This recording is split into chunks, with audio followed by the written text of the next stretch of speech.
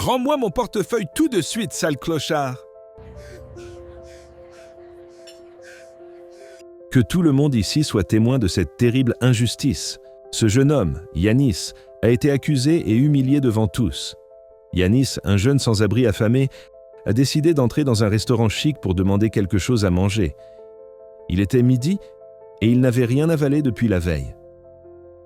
C'est alors qu'un homme l'a attrapé par le col et a commencé à l'accuser de vol. « Rends-moi mon portefeuille tout de suite, sale clochard.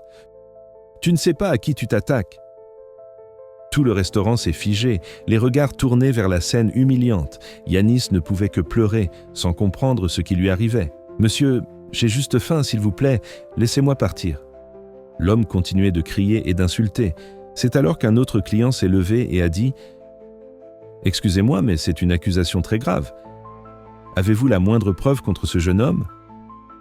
Personne ne le savait, mais cet homme était un commissaire de police à la retraite, profitant de son jour de repos. L'accusateur répondit « J'ai laissé mon portefeuille sur la table pour prendre un appel dehors. Quand je suis revenu, ce délinquant traînait à côté et le portefeuille avait disparu. Je connais ce genre de petit voleur. Sûrement un drogué. » Le commissaire déclara « Je veux parler à tout le personnel de service. Si ce jeune a vraiment pris le portefeuille, je l'emmènerai moi-même au poste. » Le gérant rassembla les employés et le commissaire demanda « Il y a ici une accusation de vol. Quelqu'un sait-il quelque chose à propos d'un portefeuille disparu de cette table ?» Un serveur leva la main. « Monsieur, je servais une commande et par accident, j'ai donné un coup de pied dans un portefeuille qui était au sol, sous la table. Comme j'étais pressé, je l'ai posé au comptoir pour le rendre plus tard. Apportez-le-moi, dit le commissaire. Le serveur apporta le portefeuille. Le commissaire demanda à l'accusateur « C'est le vôtre ?»« Oui, monsieur, » répondit l'homme honteux. Le commissaire, en colère, déclara « Vous avez conscience de ce que vous avez fait subir à ce jeune.